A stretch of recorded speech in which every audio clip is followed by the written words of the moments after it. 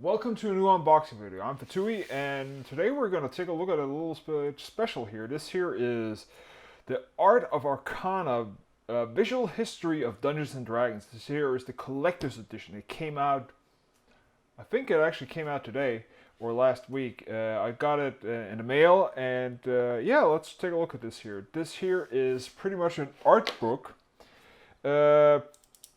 You can get it in two editions. This year, as I said, is the collector's edition. It has a little bit of, a couple of more of goodies or something you can call that. Some other pieces. Then you can get the book itself. I think it's 700 pages or something. I can't remember what it says, but this here comes in a box here. What this here is about is pretty much a history of all Dungeons and Dragons art and how it evolved from the first edition or Alpha edition from Gygax and up until 5th edition actually. And this here is something I play D&D. I started playing again after when I was introduced to 5th edition, just for fun of it. And yeah, it's been a blast so far. So yeah, let's take a look here. So we have this here, a nice, sturdy box, heavy. We have a nice binding book here, and it's pretty much a tome. Here you have the back side. It's of course the official Wizards of the Coast who bought TSR back in the day.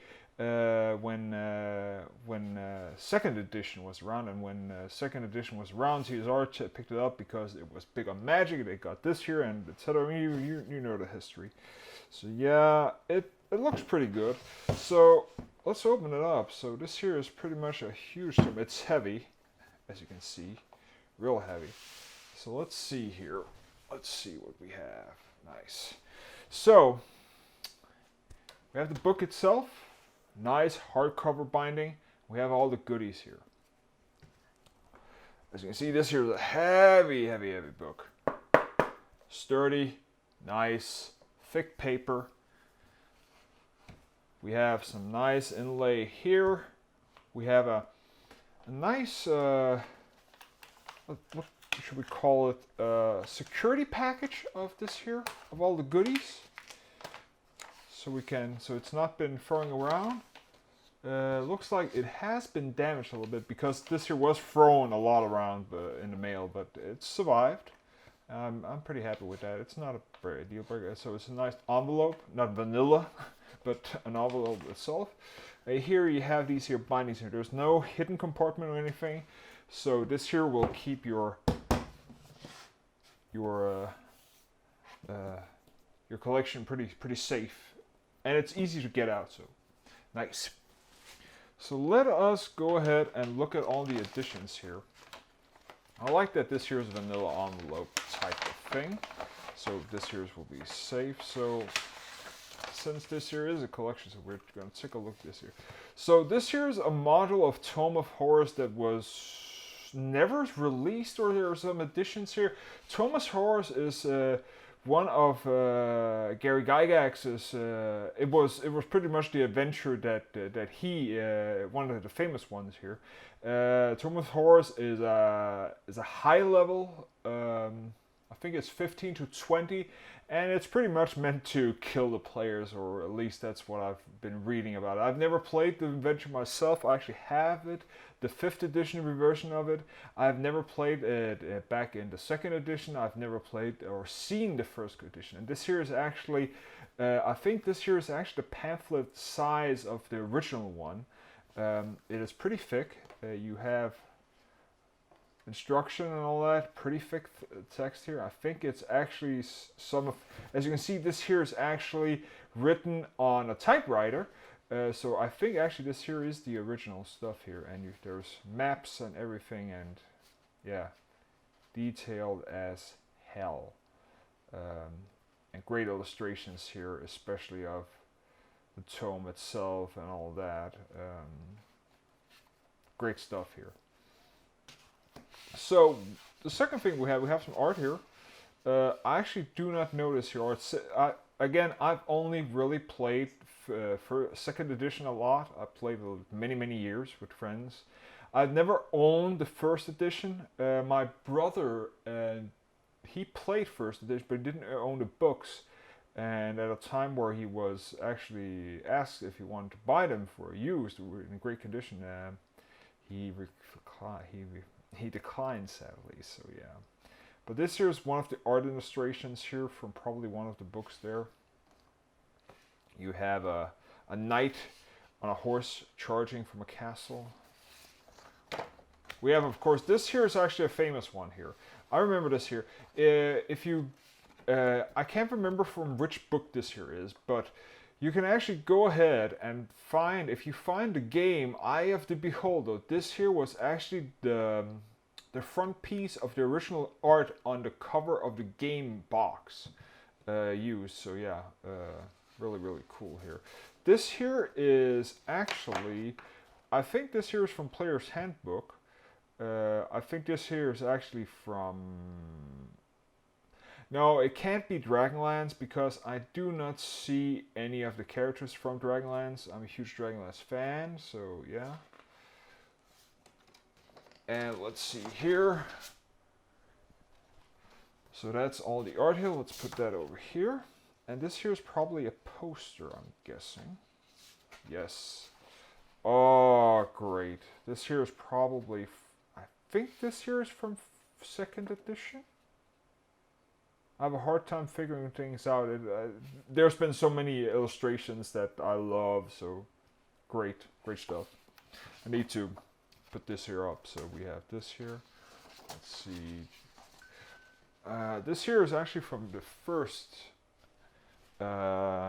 edition, I think, because I saw a little bit of behind the scenes regarding this here. And this here is actually one of the things where you see illustration of what was presented, what you can do here. You have somebody figuring out figuring out where to go. You have this here goblins trying to steal an eye. You have people trying to loot dungeons. So yeah, it was meant to illustrate or show you this here is what you would do in the fantasy world of Dungeons and Dragons and your what should we call it? Your friends' adventures here. What you adventure with your dungeon master here. Okay, this here is also one little bit bigger thing here. So here we have some more. We have our classic beholder. We had our Illithid, which is Mind Flayer. We have a demon. We have a dragon's head. We have people on looking at a map. We have somebody casting a spell. You have, I think this here is actually a hobgoblin, I think. We have some gnome or some kind with some gnomish instruments here. Cool enough. This here is from promotion painting of... it says here, for promotion painting for Dungeons & Dragons 30th anniversary back in 2004 by Todd Lowick, Wizards of the Coast. Let's actually look at this here. So this here was the Forge of Fury from 2000, and this one here was Player's Handbook from 1978. Yeah, interesting, nice. So this here is from Fiend and Filio by Emmanuel in 1981. So this here is first edition. I've never seen this here picture, or at least it's from one book that I didn't own, because I actually own still some of the second edition books. I haven't sold them off to nostalgia. So this here is a bigger painting. Let's see here. This here is from this here is the Dungeon Master screen from 1979. So this here is the first official Dungeon Master screen you can buy. So yeah. Not the best style. You can definitely see the age of style here. This here was more of a mural you will probably see in churches and something like that. That's how it was drawn. Maybe a little bit more artistic, but interesting. And this here is... somebody is really interested in what I'm doing here. This here is from 2016. This here's the interior painting of Storm King's Thunder, 2009 from Christophe. So this here is the Storm King's Thunder. Let's see if this here is a little bit too big, but this here is, can it be the frame? Almost. Beautiful painting. So this here is a, I think this here is a storm giant they killed. Really beautiful. So yeah, as you can see, art, many art pieces, history of art, seeing it evolve from 1979 until what it is today. Beautiful art pieces. So I'm happy about that, and let's put these art pieces back. Now let's see here. Does this here say?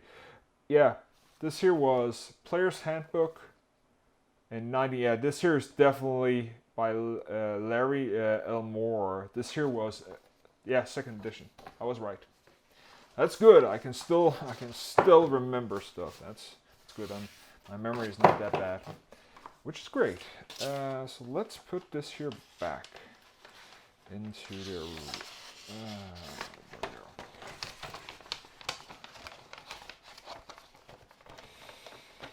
Because I want to preserve it.